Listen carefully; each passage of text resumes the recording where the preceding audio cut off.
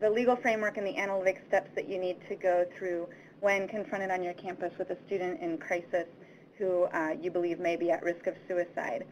I'm a disability rights lawyer, and I know a lot of people may not initially think about suicide or self-harm in terms of disability, but the vast majority of people who do engage in self-injurious behaviors have some kind of a mental illness. And as a lawyer, kind of the approach that I bring is, as a lawyer for people with psychiatric disabilities, is to view my job as helping people with mental illness to live lives of their own design. And this stems from a rights-based perspective that I bring as a civil rights lawyer, but also as a mental health advocate.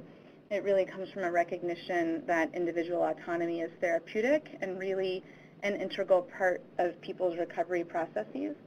At the Bazelon Center, a lot of our work is on reforming public systems as well as private and public actors like employers and schools of all types from elementary to post-secondary institutions to help them realize their non-discrimination obligations toward people with disabilities. So that brings us to this first slide that we're already on, and discussing what these obligations are and where they come from. You've probably all heard of Section 504 of the Rehab Act and of the Americans with Disabilities Act. The ADA was amended a few years ago in 2008.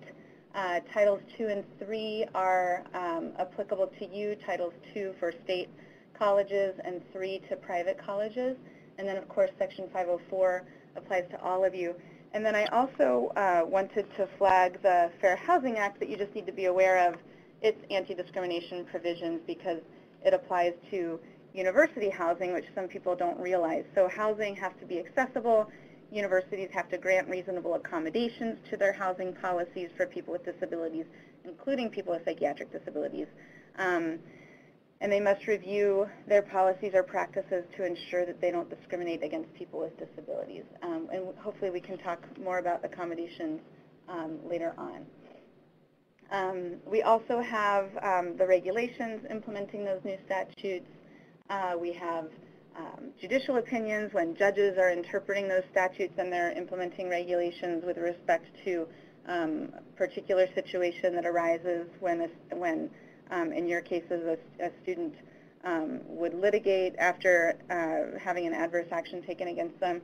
And then we also have some guidance from the United States Department of Education's Office on Civil Rights where students don't wish to litigate, but they can file a complaint. The OCR will investigate, and some of you might have experience with this or some knowledge of it. And so that's the resolution letters that arise as a result of those investigations can also offer guidance and is another source we can look to in this area. So moving on, this is really a nutshell of everything I'm going to say. Disability law is a bit different than other areas of civil rights law and anti-discrimination law in that in addition to refraining from overtly discriminating against people with disabilities, you also have affirmative obligations to provide reasonable accommodations. And basically, you know, I know that a lot of disability support services offices on campus will have kind of a checklist of accommodations. I always kind of advise people to just crumble that up and throw it away because there's no, the sky's kind of the limit with accommodations. And I know, too, that a lot of disability support services offices aren't necessarily primed to think about accommodations for psychiatric disabilities. And in fact, some have policies that are entitled something like accommodations for physical and learning disabilities. So that's just something to keep in mind. Anything is a reasonable accommodation that helps mitigate the impact of someone's disability unless it constitutes an undue burden or a fundamental alteration. An undue burden generally has to do with cost, and the fundamental alteration will often have to do with if someone requested an accommodation that would sort of